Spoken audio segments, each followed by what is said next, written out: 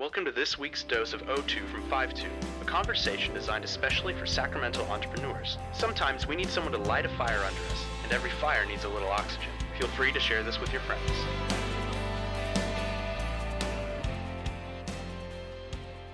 Thanks for joining me for this week's O2. We're in the process of doing a deep dive on FiveTwo's 3 core values. And in this O2, we're looking at respect for all. Respect is a word we throw around pretty loosely. Reality is, it's one of the most powerful values a Sacramento entrepreneur can possess because it speaks to the heart of a person. Frankly, it flows from your heart to hers. You can't fake respect. At its core, it demands consistency and authenticity. You can talk about being respectful all you want, but you can't lip sync or karaoke it. BS detectors sniff it out right away. As I unpack this value, I want to give you a simple posture to consider as you consider respect. Are you talking up to a person or down to a person? When I meet someone for the first time, am I talking up to him or down to her? Am I below her or above him? My perception and my position in the relationship will determine whether or not I communicate respect for all. I suspect whether you agree with his policies or not, if you were to be invited to the White House for a photo op, you'd treat President Obama with respect, partly because of the office, partly because of the awe, partly because you know you're not the President of the United States and he is, hopefully partly because as members of Jesus' family, we're called to respect those over us.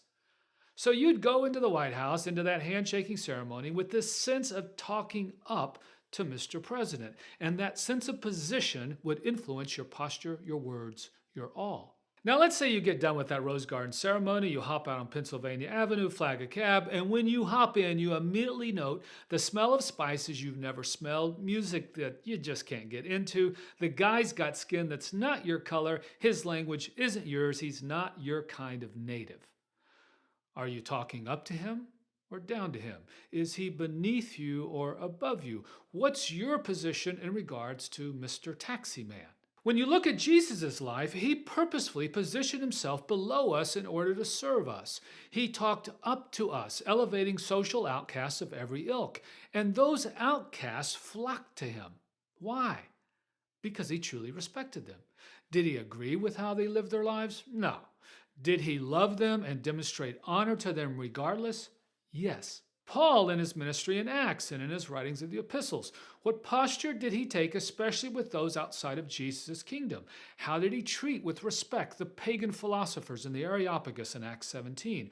What was he willing to give up to show respect to the Jesus doubters in 1 Corinthians 9? One way I can tell if you have respect for someone, I listen to the words and tone you use when you tell stories about them.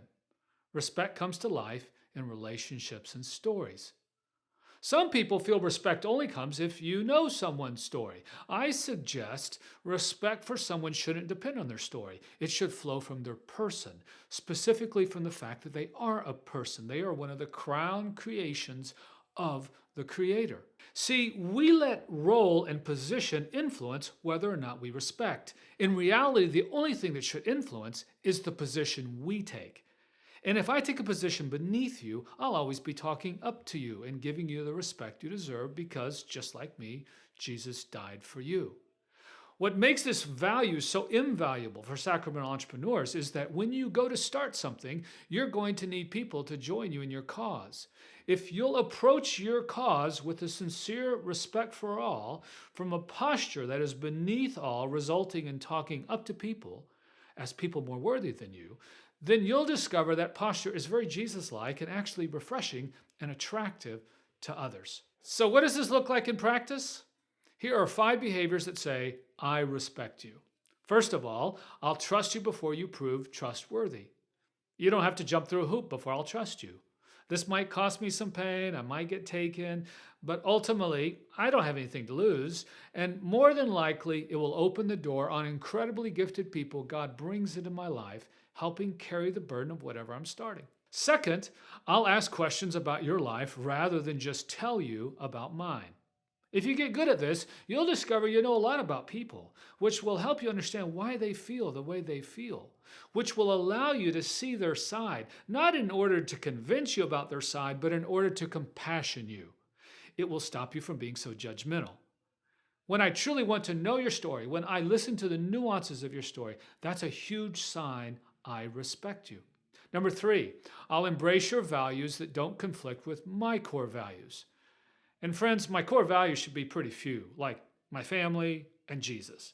But how I worship Jesus, whether or not I read about Jesus in the NIV or ESV, if I like Indian food, whatever, basically most of my preferences in life, if I respect you, I'll jettison those and I'll adopt your preferences. Why not? What's it going to hurt me? Shouldn't the question be how it's going to help you? Number 4, I'll learn your language, which means I won't make you learn my language. I'll learn yours. I'll communicate in your language. I'll translate my theology into your language. I'll learn to love your music, share your dress, embrace your customs, laugh at your jokes, not in a fake way, in a real way, because I respect you. I truly love you. And number 5, I'll let you belong before you believe. This one's huge for us in the church. We've forgotten what it's like to not belong. If I respect you, I'll invite you into my life, welcome you into my home, into my groups, into my activities, so that you experience community that says you're loved. I don't keep you on the outside looking in. Rather, I invite you to walk with me in the same direction, following Jesus, even when you aren't sure who this Jesus is. And chances are, if I invite you into relationship and community with other Jesus followers, there's a really good chance before you know it, you'll believe it, because you'll have belonged it. So what's your posture? What's your position? Are you talking up to someone or down to someone? Respect for all means I'm always beneath you. You're always above me. No matter your vocation, your role, your status, or lack thereof. You're a child of God, designed by God, redeemed by God. You're worthy of all my respect. I hope this dose of O2 gives you the courage to be the presence of Jesus, his sacrament, in the community. If you know someone else who might benefit from this O2 dose, feel free to forward away.